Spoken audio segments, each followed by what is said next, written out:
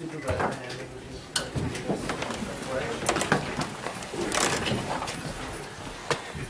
I pledge allegiance to the flag of the United States of America and to the republic for which it stands, one nation, under God, indivisible, with liberty and justice for all.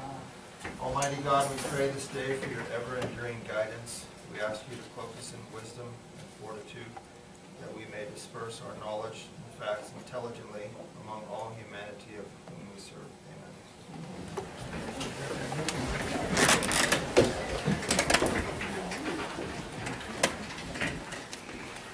Amen.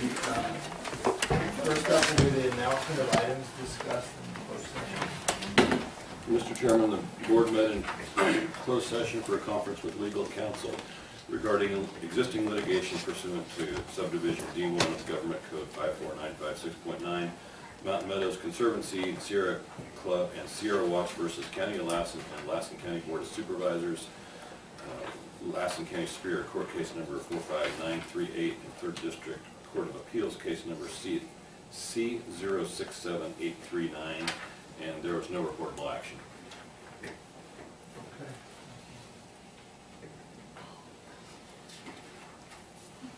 Go ahead. I'm curious why you didn't put pending, because there is no existing. That was settled some time ago. So was it a mistake that you didn't put pending litigation? Because that was a bogus closed session.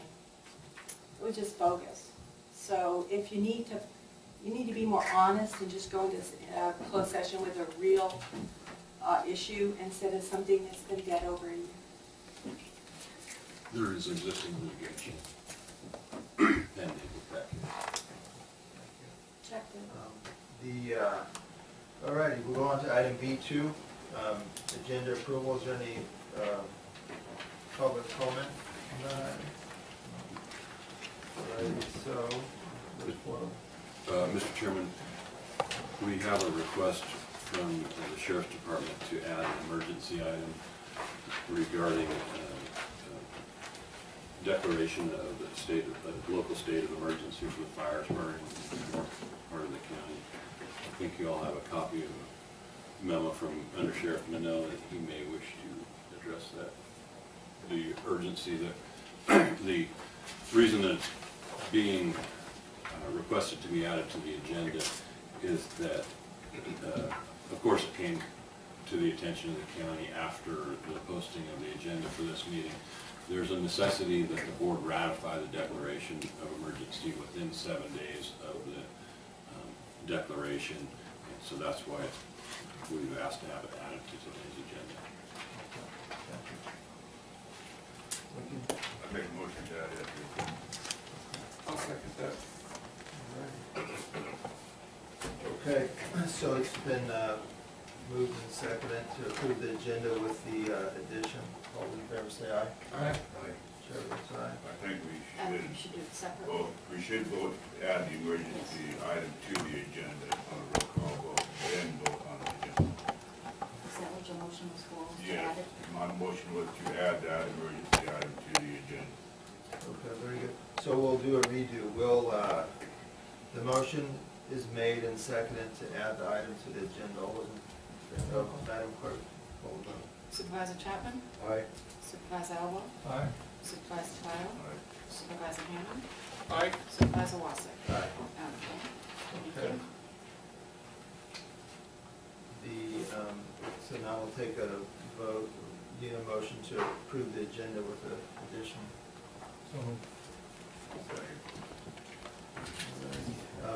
All those in favor say aye. Aye. Chair votes aye. All righty, we'll move on to item B3. This is the public comment portion of our meeting. I don't. What is the agenda item? What is the agenda item? Number? It would be D5. D5. D5? This is the portion of our meeting where any member of the public could make comment on any item, you'll, if you're here for a specific agenda item, you also have an opportunity at that time to talk on it. So is there anyone? Yes. Hi. Just state your name. My name's Tom Glenn. On July 18th, my grandson's house burnt down. Before their clothes could quit smoldering, the what I call the undevelopment department was out putting notices up on it, and they wrote this letter. I just give Mr. Egan there a copy of it. Telling my son how he was in code violations and he wasn't allowed to enter the premises without their permission. They wanted him to buy a permit to demolish it, which I believe if you know him and the stuff he has, he's more than capable of demolishing or taking care of the problem. Of course, the remedy, and if you wanted to appeal this letter, you have to give him $159. This is the same old vendetta. I mean, like I said, their clothes weren't even done smoldering, and they're out there posting notices. What's the date of the letter? July 21st, and the notices were posted the same day, the 18th. So, I mean, you guys, the assessor's office, they sent notice out, you need any help with tax relief or any of this. I think up at the top of your letter heading in here on their department, it says housing and rehab. How come they weren't saying, do you need any help rehabbing? You got $70,000 a year stamp lickers. It takes 5 months to get a building permit. I can tell you, we're not waiting 5 months for a building permit.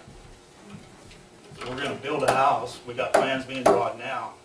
We're going to hire a private building inspector.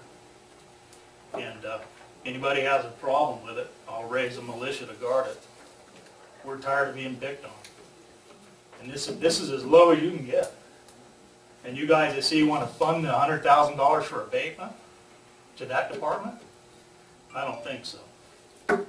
I'll use one good for instance, as they're out there at the Jinx's place, the old Litchfield Garage, daily picking on them. But they drive by the 7 Acres Cafe and that ghetto behind it, which, oh, Joe Bertotti seems to own. So, you're not targeting and choosing. One person's plans I heard rolled around in the postal system for a month because they didn't put enough postage on them, mailing them to Sacramento. What's up? Max Brewer was a single building inspector here from the 60s through into the 70s. Statistically, he was doing 30 times more permits by himself than one part-time inspector or part-time secretary. You got $1,200,000, $300,000 worth of stamp lickers up there that can't even put the right postage on a set of plans. You guys need to disband this set of misfits and start over. Get you one engineer that when you got an engineered set of plans, it should be stamped approved. Your liability is released. And this vendetta thing of one day of this, the trailer house on that burnt down over on Richmond Road, there was no notices sent out on that one. Nothing. The Wimple kid from Milford, he went over and helped them clean it up, hauled all the scrap in that was left of it. This is a pick and choose, and let's pick on the Glens again. And you guys got a chance right here. Tell me, when was the fire? It was on July 18th. Happened to be my wife's birthday that day too. You got the notices, did you say it's the 18th? You got the notice the same day? It says here the 21st, but they put the notice. They went up and put notices on the post and all in front of it on the 18th. Like I said, their clothes weren't even done smoldering. And I can tell you that I'm not going to take much more of this. You know, there's going to be grave civil actions or other actions. And you guys got a chance right now to stop this. You need to defund this whole fiasco upstairs and start from scratch. And that's my opinion.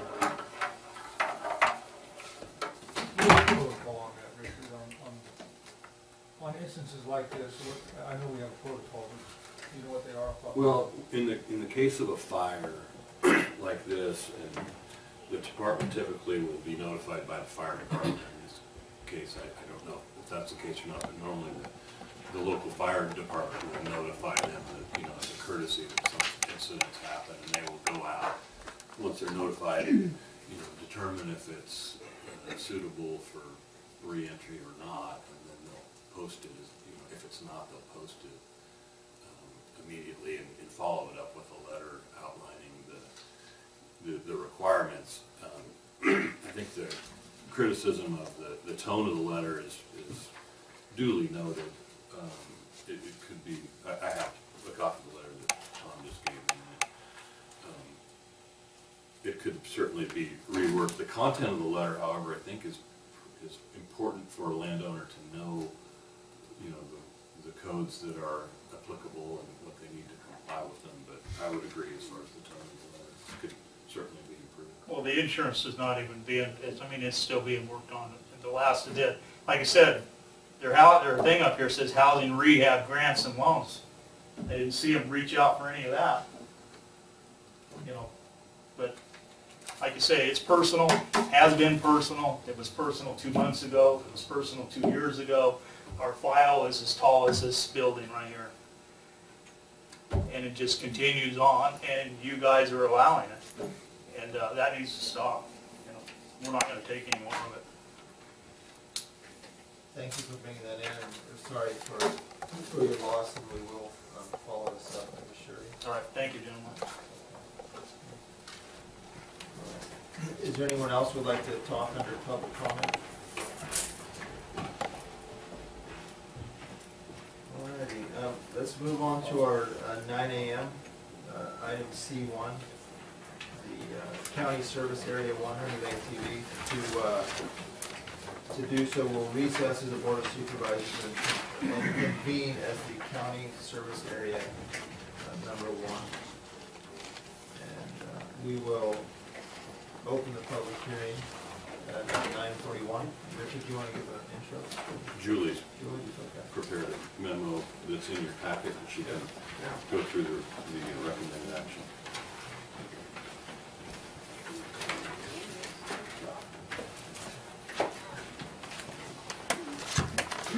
Good morning, Mr. Chairman, members of the Board of Supervisors. The County Service Area 1 Honey Lake TV budget is attached in your binder, and there's a resolution, so the action is to adopt the resolution approving the expenditures and the TV user fee in the amount of $25 and to conduct a public hearing. Okay, thank you. Is there any questions of board members?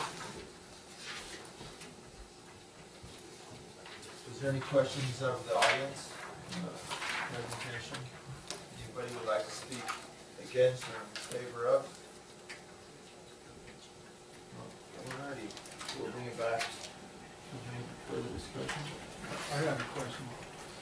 So in the utilities, on the account utilities, it was, in the past, it's been 3,500 and 4,000, and this year we went up to 7,500. Why is such a large increase in utilities?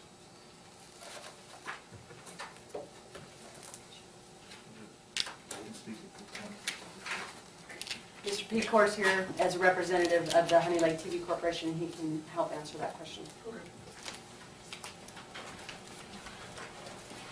Good morning. My name is Jim Pecor. I'm the Vice President of Honey Lake TV. I usually work in the background and don't do this, but I'll give it my best shot, sir. Okay. You can see on the utilities line item there, and I'm not very good with budgets, and if I use terms incorrectly, please excuse me. You will see that the price has went up. There are obviously several factors, including the price of power and things. We have increased our some channels to the public, and that kind of sometimes more equipment gets plugged in, you really don't realize it until it happens. One of the larger things, sir, is what we call our, we have a building in Standish, and we call it our, I call it the nerve center anyway. It allows us to take the KCRA channels in Sacramento and others coming up that we have plans for, and aggregate them down at the valley floor and then send them up to the mountains. And it is part of our integral plan to keep increasing the number of channels and the information available to County Service Area number 1 Elliott TV viewers. And when that happens, your power bill goes up a little bit. And quite frankly, the heat this summer kind of killed us. And you have to anticipate things. But that's one of the reasons why the bill has, and you see it's went incrementally up. I believe 13-14 was 75, and 14-15 basically remains the same. 13-14 is when we constructed, got everything together, sir. And that way we actually had a kind of a firm number on where we are with the electrical, mainly the electrical power. And of course, some things the utilities are, you know, we don't pay for water, but without having some things in front of me. But that's the main reason why that number is that like that, sir. And we just continued it from 14-15. Hopefully, things don't get any more expensive than they are. And if they do, well, we'll just pull the belt a little tighter. And is that part of the same reason why your publications and legal notices went up too, because you're increasing your services and with the different channels? And yes, sir. That's the main reason of that. A few years ago, in discussing with the County Service Area number 1 board, it was suggested that we put some information out to the public, and we have done that. We're actually having some flyers sent out, things telling everybody what the channels are, how to contact somebody if there is a problem, or an issue, or a request. And we've also you know, stepped up and had a little booth at the Home and Garden Show and talked to a lot of residents and things. So that's the reason why we're getting out there and letting people contact us, so we're just not that entity when they turn their TV on. We want to put a face to us and let people know that we're here for them. Yes, sir. now, part of that, on the TV down below, that sometimes there's a ticker, like if there's, we'll just say the fires that's going on, you know, that it's giving the information of, you know, what roads are closed, et cetera. I mean, is that part of, in the budget there? Do you guys pay for that? I mean, who puts that on there, and who manages that, and who takes care of that? It's a bifurcated effort, sir. We do have a lot of channels from Reno that sometimes get involved and run the tickers at the bottom, especially during weather events. And we do have two Sacramento channels that would do that on their own. Part of this budget includes a line item on equipment, building improvements in equipment, and that is one of the things that we're leveraging ourselves in. It's called a media server, and that media server allows you to insert the ticker at the bottom, if you will. And there are some legal issues with FCC and things that you have to kind of muddle through, as the Federal Communications Commission, just as a side note, moves glacially with its speed in approving things. But that is included in part of this budget, sir, as things progress. Not only do we want to provide entertainment, you know, and news to County Service Area 1 residents in the Lake Valley, but we are working on pushing it further out into the communities so other folks don't have to have such a large antenna, such as Lake Forest, and then the Spalding issue we're going to be working on. And with that includes this media server, which allows us to run some things. And then once we get things up to speed, we can work with the Sheriff's Department on any type of EAS things that they want. Even actually get clicked into some EAS alerts. That has a legal issue because we translate some things from Reno that already have EAS alerts regarding this county, and some people have seen the tests and things like that that go on. But we are working towards that goal, and it's part of this budget, yes, sir. Are there any other comments? Okay, so the action requested is to adopt the resolution. I'll make a motion to adopt the resolution. I would just second it, Mr. Chairman. I'd like to just say that I think Honeylight TV service in the valley is one of the best investments and opportunities that our citizens have. I'd like to see that they've achieved a lot of the goals that they've set out. The quality of the signal, I think, is superior to what you can obtain even through cable. So I think the more they're able to expand and develop the service, and I think the county should work closely with them to help them identify and maybe obtain additional resources to expand that. So Thank you. real excited by it. Ms. Skeen just identified a typo that we'd like to correct in the resolution. And the error is that it says the resolution was adopted at a regular meeting of the Board of Supervisors. This is actually a special meeting, so if we could just change that to special.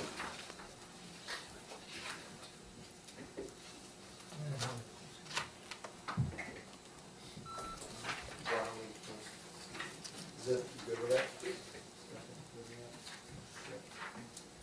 Last year, we was talking about this with the $25 with the fee that Jim had me on this. And the assessor here, that if you want to get it, you have to go to the assessor and ask to be assessed at $25. If you don't want it, you don't do that. How does that work? Well, I think it started out when it was applied to everybody, and if you didn't want it, you had to opt out by saying I have cable, or I don't watch TV, or now you have all these little satellites and stuff, so you have to opt out. Otherwise, you are assessed at $25. Okay. So if there's somebody who doesn't want to pay it, they don't want to have anything to do with the TV, they have the right to be out. I know that was a big discussion. And early on, a lot of people did that, and now it's all changed. And so in some cases, people aren't on the roll, they may be utilizing the service. And those folks should, if they wanted to be truthful about it, go in and ask to be put back So it's still kind of on the honor system. It is totally on the honor system. It was not a mandatory thing, it was strictly on an honor. Still have. Alrighty, so it's been moved and seconded. All those in favor say aye. Aye. Chair votes aye. Okay, so we'll close the public hearing, adjourn as the county service area number 1, and reconvene as the Board of Supervisors. Mr. Chairman, before we take up the budget hearing, I'd like to ask that item D1, which was the discussion requested on the cost allocation plan, be held first, since it is kind of a precursor to the budget. Sure. Yeah, that's not a problem. The discussion on the A87, does the auditor have a copy of that? No, not yet. Wouldn't it be better if they had a chance to review it?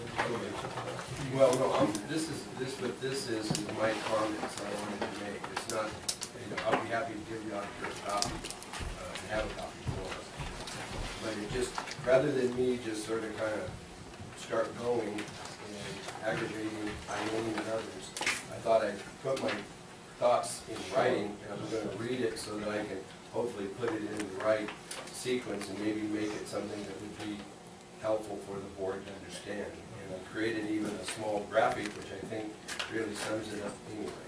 But I think as an understanding of what the concern and the objection that I've had for the last several years, trying to get it so it can be hopefully clearly understood. First of all, it's an agenda item that 99.9% of the people have no comprehension or have the ability to understand. It's a very difficult concept to understand.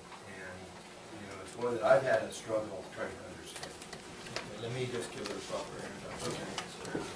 Okay, so we're going to take up item D1. This is an item of Supervisor Chapman, and as he said, it's a discussion on the cost allocation plan. Before we begin, well, I guess we haven't begun, so but the first thing I'll do is take up, is there any public comment on this item? Okay, so, all right. Thank you. I'd like to present the item. This is not a comment, but an item that I'd like to present. And so, as I said, I'm going to read my script so I can stay focused. First of all, I'm not against or have a problem with the cost allocation plan, also known as A87.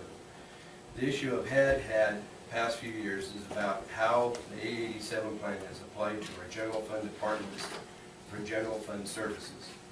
The concept is very basic. We basically have three pots of money that drive our county budget. The hundreds of line items in the revenue section of the budget will fall into one of these three pots of money. One, funds that come from federal sources. Two, funds that come from state sources. And three, funds that come from local sources, i.e. the general fund, property taxes, local fees, etc. The relationship of spending between the various county departments is quantified through the cost allocation plan. ONB Circular A87 was published early in the Nixon administration, around 1970, to quantify eligible reimbursements for local administrative costs for federal programs administered by local agencies. In other words, they just wanted to pay for their share, but you had to determine what the whole pie is in order to be able to quantify their share. When the general fund department provides an administrative service or function to a federally funded program, the eligible reimbursements for administrative costs are determined by the A87 plan.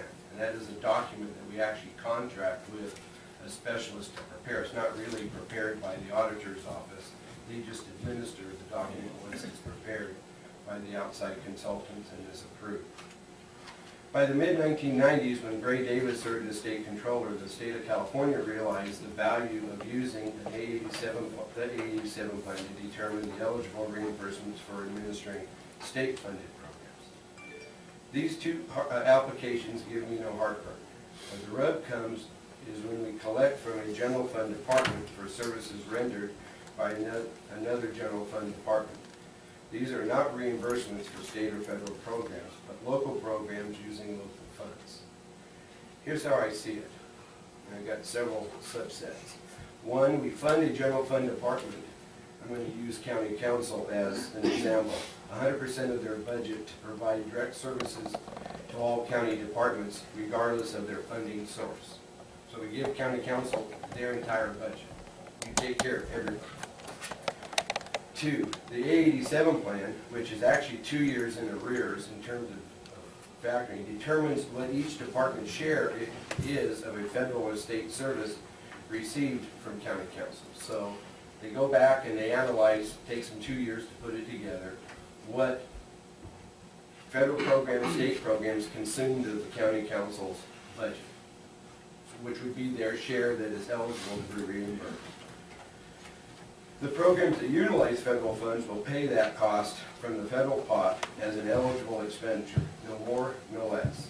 The programs that utilize state funds will pay that cost from the state pot as an eligible expenditure, no more, no less. In other words, they respectively will give us back the money that we spent on their behalf to provide them that service. Since 2003, it has been the policy of the county auditor to collect from those general fund departments who utilize other general fund department services in the same manner as we do with the federal or state funded programs. At first blush, that seems to be a reasonable thing to do. 6. So in most budgets, you will see a line item called A87 to collect 2 years in arrears the cost of the shared services, regardless of which pot of money is funding that department. It makes sense to do so to maximize the collection of funds from the federal pot and from the state pot. It makes no sense to do so from the local general pot of funds. Why? Because the general fund pot has already funded the original appropriation for all the services provided for an office like county council. Number 7, starting in early 2004 or 2005, many of our general fund departments began howling about the impact of A87 costs to their respective budgets. The board began taking a serious look at the issue by 2006. When the auditor was challenged on who determined this policy, the board was informed by the auditor at that time that the board did it by adopting the county budget. In other words, by the item being included is fully funded in the budget as presented by the auditor, and the board accepted it on that basis. We made that decision in a de facto fashion, and that was where this all began. Now, the board considers a lot of things as the budget comes together, but at no time was this debated by the board or given an up or down vote. The auditor expected the board to adopt a budget that included capturing all local A87 costs through the A87 line item in each budget. And that's what they did, and that's what she did.